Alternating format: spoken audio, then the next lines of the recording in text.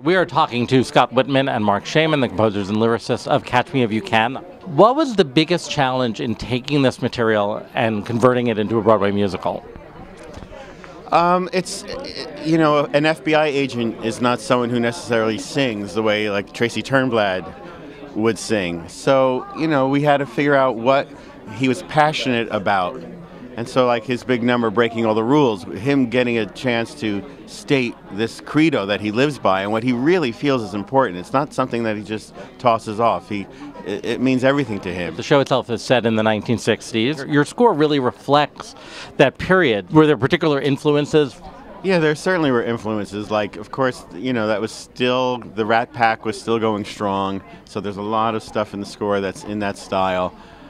And then, there's some stuff like Kerry's big song, Fly, Fly Away. That's a bit almost like Janis Joplin meets Dusty Springfield a little. We tried to find a vocabulary for each of the characters that felt like the period. So the mother would sing in a sexy bossa nova. His father sings in a Frank Sinatra style. So those were the influences for the score. And how much of the score was then influenced by the casting? Pretty much everybody from Seattle came to New York. So did that change a little once you had people like Aaron Tveit and Norbert Leo Butz? Of course, when you have Aaron, you start to raise the keys. Yeah, I was going to say the keys change.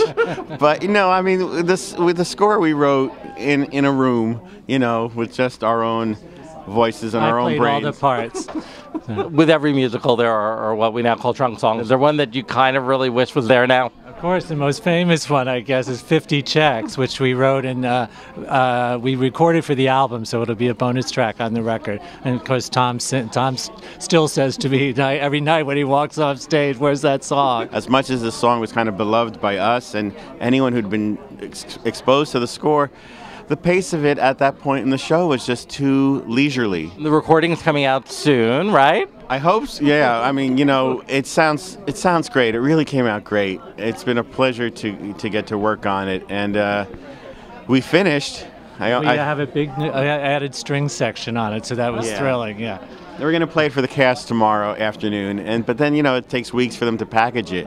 But it's available digitally sooner than. But I'll gladly come to your house and play it for you if you'd like.